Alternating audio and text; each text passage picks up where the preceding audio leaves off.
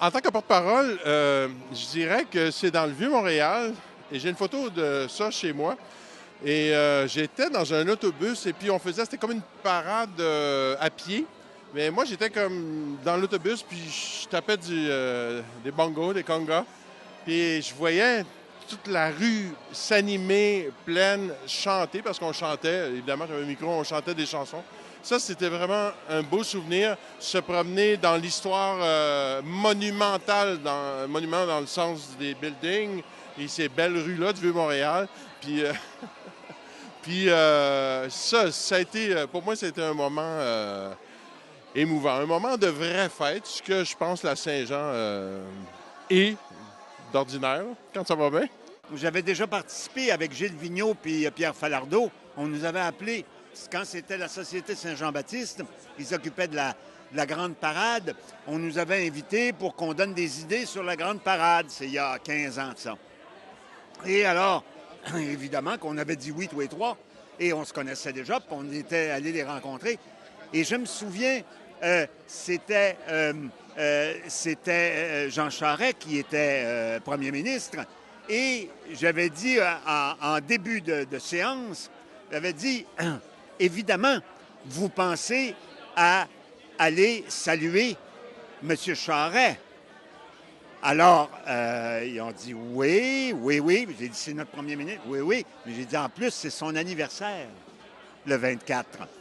Alors, ouais. Alors, j'ai dit, donc, c'est notre premier ministre, c'est son anniversaire, alors nous allons le saluer. Et puis, Pierre Falardeau et Gilles Vigneault, ils ont dit, ben oui. Parce que j'ai dit, c'est rassembleur. C'est la fête de tous les Québécois.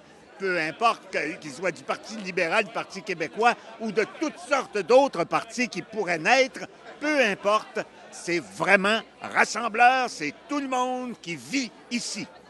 Alors, et ça, moi, on ne peut pas dire non à quelque chose comme ça, hein? Le plus beau souvenir de Saint-Jean, c'était assez intense pour moi, c'était à Québec. J'étais sur la scène avec Isabelle Boulay, pendant que je chantais une chanson de Gilles Vigneault, puis il y a eu une pause dans sa chanson. Elle s'est tassée un peu. Moi, j'étais embarqué, puis j'ai dit un texte patriotique.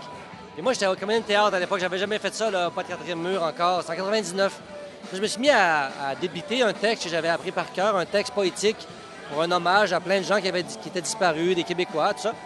Là, à un moment donné, dans la foule, il y avait 100 000 personnes sur les plaines. Il a commencé à avoir une fébrilité. Plus le texte avançait, plus c'était patriotique aussi. Moi, j'ai reçu cette énergie-là comme un choc électrique. J'avais jamais vécu ça. Carrément de l'électricité. C'est de l'énergie qui s'est virée en électricité dans mon corps. J'ai eu une espèce de shake tout en disant mon texte. Ça m'a pas dégroundé, comme on dit en bon français. Mais j'y pense que les cheveux ont fait ça. Puis continué, puis j'étais vraiment en transe. J'ai un peu perdu le contrôle de mes émotions. J'étais même trop intense. Fait que j'ai vécu un grand moment. J'étais porte-parole de la fête nationale cette année-là. À cause de ça, j'avais donc fait ce discours-là. Ça a été vraiment un moment extrême intensité. Ah, vraiment, mais pas juste les tripes, tout mon corps. J'étais juste galvanisé par 100 000 personnes qui me donnaient de l'énergie. J'ai capoté, j'ai voulu revivre ça. C'est ça que je fais de l'humour aujourd'hui, je pense.